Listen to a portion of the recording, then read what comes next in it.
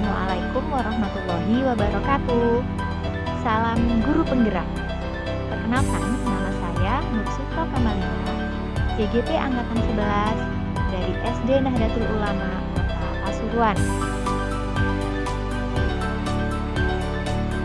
Kali ini, saya akan menyampaikan koneksi antar materi, kesimpulan dan refleksi modul 1.1 tentang pemikiran Ki Hajar Dewantara.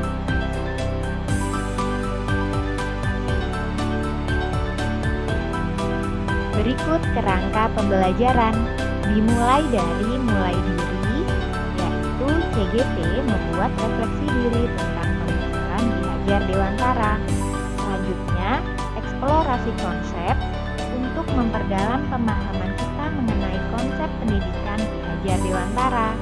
Selanjutnya, ruang kolaborasi.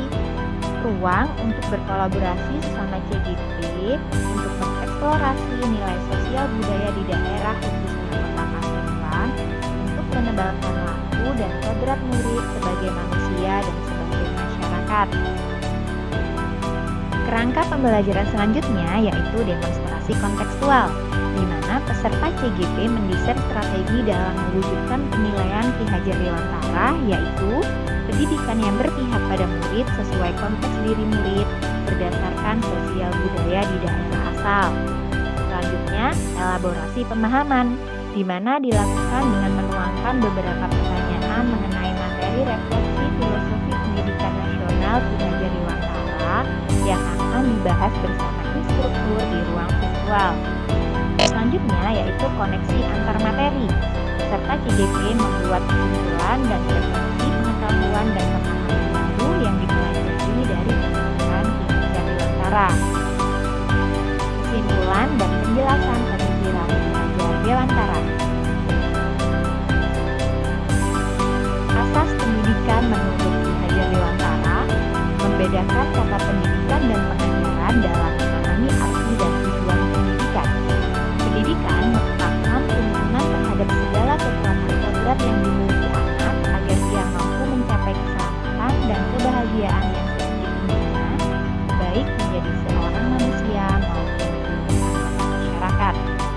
Pengajaran merupakan bagian dari pendidikan, di mana terjadinya proses pendidikan dalam bentuk ilmu atau berfaedah untuk keselamatan hidup anak lahir dan batin. Kodrat alam dan kodrat zaman. Ki Hajar Dewantara menjelaskan bahwa dasar pendidikan anak berhubungan dengan kodrat alam dan kodrat zaman. Guru harus mendidik murid dengan cara yang sesuai dengan kebutuhan alam dan zamannya sendiri, dengan tetap mengutamakan kearifan lokal dan sosial budaya Indonesia. Pendidikan sebagai tuntunan. Murid terlahir dengan kekuatan kodratnya masing-masing. Pendidik itu hanya dapat menuntun tumbuh atau hidupnya kekuatan kodrat yang ada pada anak, agar memperbaiki lakunya. Dasar-dasar pendidikan menurut Ki Hajar Dewantara. Yang pertama, ada sistem Among atau menuntun, sesuai dengan kodrat alam dan kodrat zaman, berpihak pada murid, budi pekerti, merdeka lahir dan batin, bukan tabula rasa, pendidik seperti petani atau tukang kebun kehidupan, dan 3 semboyan Ki Hajar Dewantara. Jika diilustrasikan ke dalam sebuah gambar seperti berikut dasar pemikiran KHD.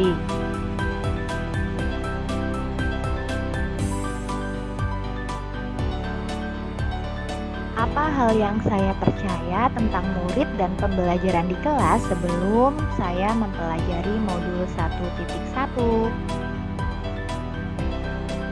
Saya menganggap pembelajaran hanya sebagai transfer ilmu semata, sehingga saya lebih fokus pada ketercapaian materi. Menganggap murid mempunyai tujuan yang sama, saya kurang mempertimbangkan karakteristik murid dalam pembelajaran. Nilai kognitif menjadi acuan dalam tujuan pembelajaran yang saya laksanakan. Pembelajaran dinyatakan berhasil jika nilai siswa mencapai KKM.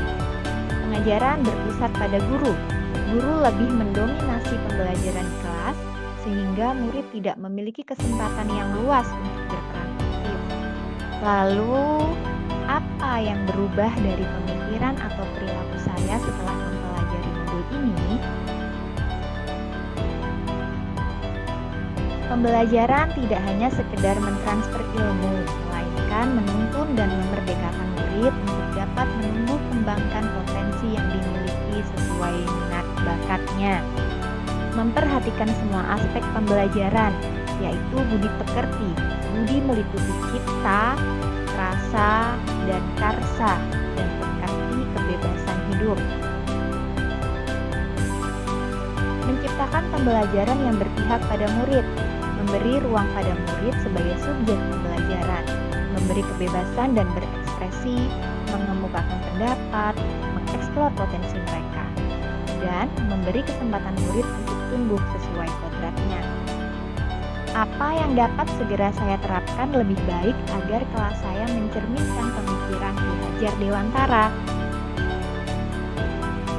Yang dapat saya terapkan dalam pembelajaran, mengenali karakteristik dan kebutuhan siswa dalam belajar dengan menjalin komunikasi yang baik, merancang pembelajaran yang bervariatif dan menyenangkan, yang mampu mengakomodasi kebutuhan belajar murid sesuai kodrat alam dan kodrat zaman, menciptakan pembelajaran yang berpihak pada murid.